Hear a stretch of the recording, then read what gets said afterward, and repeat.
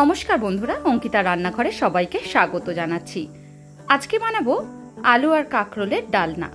খুব সহজ একটা নিরামিষ রেসিপি আপনারা বানিয়ে নিতে পারবেন। প্রথমেই সর্ষের তেলটা খুব ভালো করে গরম করে নেব।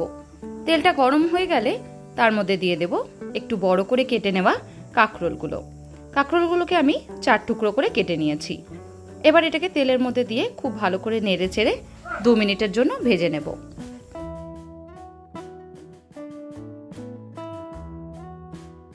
দু মিনিট পর দিয়ে দিচ্ছি এখানে বড় করে কেটে নেওয়া আলুগুলো। আলু আর কাঁকরোলটাকে 3 থেকে 4 মিনিটের মতন ভালো করে গ্যাসের ফ্লেমটাকে হাইতে রেখেই ভেজে নেব।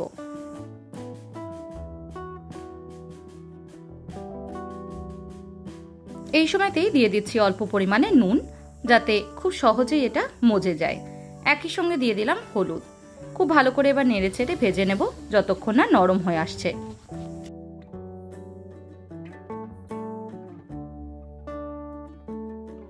ভালো করে একবার নেড়ে নেব।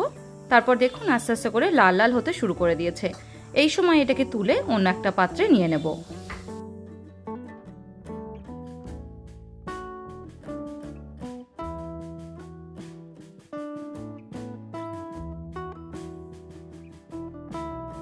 আলু আর কাঁকরোলটাকে তুলে ওই তেলের মধ্যেই ফোড়নে দিয়ে দিচ্ছি এলাচ আর তার সঙ্গে দারচিনি।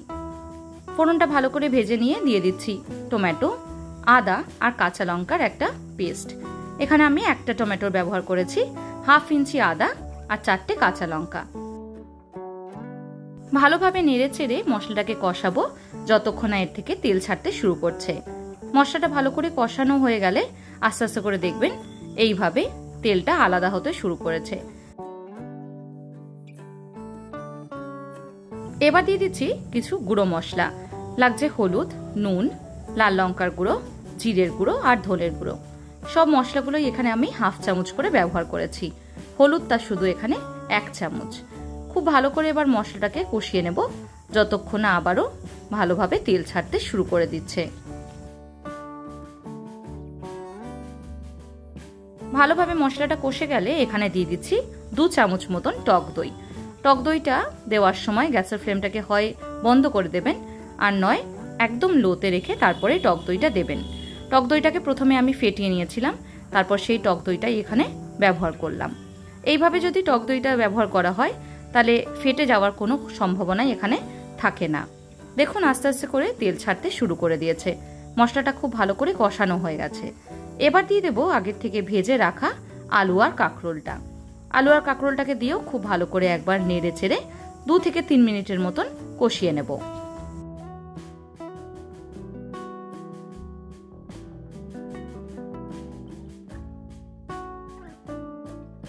মশলার সাথে খুব ভালো করে সবকিছু কষিয়ে নিয়েছি।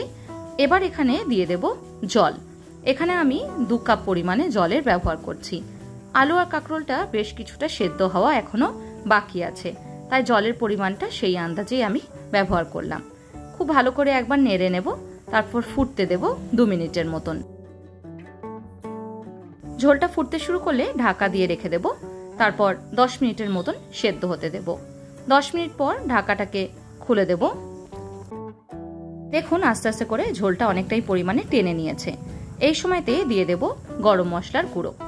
গরম মশলাটা দেব, তারপর তারই সঙ্গে দিয়ে দেব ঘি।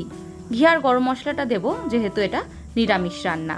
ঘি আর গরম মশলাটা দিলে বেশ একটা সুন্দর ফ্লেভার নিরামিষ রান্নাতে চলে আসে।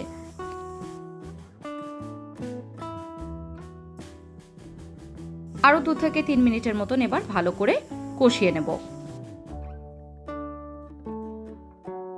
এইভাবে রান্না করলে যারা কাঁকরোল পছন্দ করে না তারাও অনায়াসে এই রান্নাটা খাবে। ভাত বা রুটি যে কোনো কিছুর সাথে এই রেসিপিটা ভালো লাগে। আজকের মতন এইটুকুই। আবার দেখা হবে অন্য কোনো দিন অন্য কোনো রেসিপি নিয়ে। ধন্যবাদ।